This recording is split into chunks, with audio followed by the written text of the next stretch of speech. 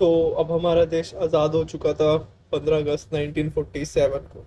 तो अब हम पढ़ेंगे committees of the constituent assembly, क्योंकि अब दोबारा बनानी थी। पहले वाली तो वो डिक्की बर्ड प्लान की वजह से अलग अलग हो गई थी। तो नेक्स्ट मीटिंग हुई 29 अगस्त 1947 को, यानी कि आज़ादी के 14 दिन बाद। और एक ड्राफ्टिंग कमेटी बनाई गई जिसमें 7 मेंबर्स थे, जिसके जो हेड थे वो थे डॉक्टर B.R. अम्बेडकर, जिनको हम फादर ऑफ इंडियन कॉन्स्टिट्यूशन भी कहते हैं। और जो दूसरे 6 मेंबर्स और बचे वो थे D.P. खेतान, जिनकी डेथ हो गई थी। फिर उनकी जगह बने थे T.T. कृष्णमाचारी, B.L. मित्रा रिजाइन कर गए थे तो उनकी जगह बने थे माधव राव। ठीक है। और बाकी 4 थे K.M. मुंशी, मोहम्मद सदुल्ला, गोपाल स्वामी अय्यंकर और अलादी कृष्ण स्वामी अय्यर। अब ड्राफ्टिंग कमेटी के जो चेयरमैन थे वो कौन थे? B.R. अम्बेडकर। बाकी जो और कमेटीज बनाई गई थी, जैसे कि यूनियन पावर कमेटी, उसके थे J.L. Nehru. Union constitution committee, उसके भी थे J.L. नेहरू।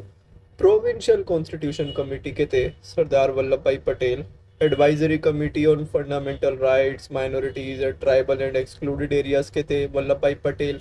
इसके अंदर ये जो 4 सब कमिटीज थी, जैसे कि माइनॉरिटीज के थे H.C. मुखर्जी, फंडामेंटल राइट्स के थे J.B. Kripalani, north east frontal tribal areas and Assam excluded and partially excluded areas, Gopinath Bardoloi, excluded and partially excluded other than Assam, उसके थे A.V. ठक्कर।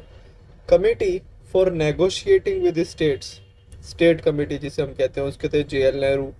एग्जामिन ड्राफ्ट, यानी ड्राफ्ट को एग्जामिन करने की भी एक कमेटी थी, उसके थे Alladi Krishnaswami Ayyar. National flag के लिए भी एक कमेटी बनाई गई थी, उसके थे राजेंद्र प्रसाद और J.B. Kripalani. Rules of procedure के थे डॉक्टर राजेंद्र प्रसाद।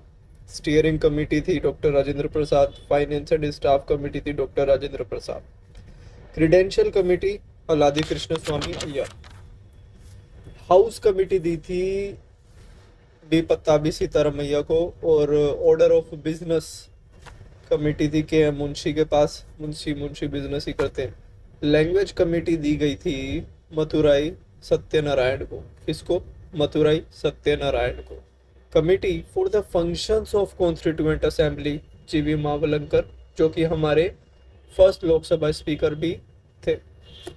क्या दिया गया था इन्हें? Committee for the function of the constituent assembly.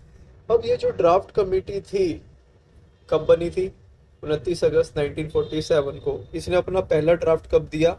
21 फरवरी 1948 को, जिसमें 315 आर्टिकल्स और 8 शेड्यूल्स थे। The draft constitution was considered for 114 दिन, और ये 114 दिन तक अप्लाई मतलब कंसिडर किया गया। इसके बाद जब ये सारी अमेंडमेंट्स वगैरह सब हो गई तो 26 नवंबर 1949 को ये कॉन्स्टिट्यूशन अडॉप्ट कर लिया गया। कब? 26 नवंबर 1949 को। और 284 मेंबर्स ने, यानी 284 मेंबर्स ने इस पे साइन करा उस दिन, जिसमें कि 395 आर्टिकल्स, 22 पार्ट्स और 8 शेड्यूल्स थे। इस दिन को हम लॉ डे भी कहते हैं, यानी कानूनी दिवस। कुछ आर्टिकल्स जो थे वो 26 नवंबर 1949 से ही अप्लाई हो गए थे, जो थे article 5, 6, 7, 8, 9, 60, 324, 366, 367, 379, 380, 388, 389, 390, 91, 392, 393 and 394 came into force on 26 November 1949। Other articles जो मतलब बचे हुए आर्टिकल्स थे वो आए थे 26 जनवरी 1950 को। पूरा ड्राफ्ट बनने में कितना टाइम लगा? 2 साल 11 महीने और 18 दिन to completing the draft of the constitution.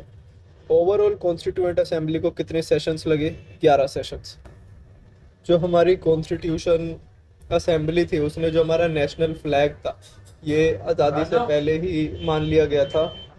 आज़ादी से पहले ही मान लिया गया था 22 जुलाई 1947 को। लेकिन जो हमारा नेशनल सॉन्ग है या जो नेशनल एंथम है ये माना गया था 24 जनवरी 1950, यानी 26 जनवरी से 2 दिन पहले।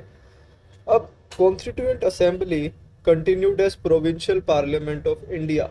जो कॉन्स्टिट्यूएंट असेंबली थी वही हमारी प्रोविजनल पार्लियामेंट ऑफ इंडिया बनी रही 26 जनवरी 1950 से लेके 16 अप्रैल 52 तक, लेकिन 17 अप्रैल को ये खत्म हो गई। अब हम आपको बताते हैं कि जो स्ट्रक्चरल पार्ट है कॉन्स्टिट्यूशन का वो लिया गया है गवर्नमेंट ऑफ इंडिया एक्ट 1935 से। फिलोसॉफिकल पार्ट लिया गया है और अमेरिकन एंड आयरिश कॉन्स्टिट्यूशन से, और पॉलिटिकल पार्ट लिया गया है ब्रिटिश कॉन्स्टिट्यूशन से। The constitution exhibits a centralizing tendency in several of its provisions, like the adoption of the lengthy concurrent list, the power of the parliament to reorganize the political structure of the country, supremacy of the parliament over the state legislatures, vesting of the residuary legislative power in parliament, and the power of the governors to resolve bills for the consideration of the president of India. The Union of India is also empowered. The Union of India is also empowered to supersede the authority of states or to exercise powers vested in them. The Constitution of India also appears as the fundamental law. The Union Parliament and the state legislatures are not sovereign. Sovereign है सिर्फ Constitution of India. Judiciary के पास power है कि वो कोई भी law को unconstitutional कह सकते हैं अगर वो जो लॉ है प्रोविजन ऑफ कॉन्स्टिट्यूशन को कॉन्ट्रावेंट करता है। अब आती है इंडिपेंडेंट इंडिया की फर्स्ट कैबिनेट, जिसमें प्राइम मिनिस्टर, एक्सटर्नल अफेयर्स और कॉमनवेल्थ रिलेशंस या साइंटिफिक रिसर्च के लिए बनाए गए Jawaharlal Nehru. Home, information and broadcasting के वही सेम थे वल्लभ भाई पटेल। फूड एंड एग्रीकल्चर के भी same doctor Rajendra Prasad.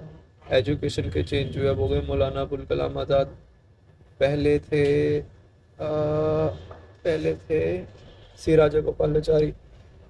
Railway and transport के बना दिए गए जॉन मठाई, जो कि पहले थे अरुणा सफली। फाइनेंस के हो गए आर के शनमुगम चेट्टी। लॉ के हो गए doctor BR Ambedkar. Labour Jagjivan Ram, Sardar Baldev Singh. Defence के हेल्थ के हो गए राजकुमारी अमृत कौर। हेल्थ की कौन हुई? Rajkumari Amrit Kaur. Commerce HC Bhabha. Communication Rafi Ahmed Kidwai. Industry and supplies doctor Shyama Prasad Mukherjee. Work, mines and powers VN Gadgil.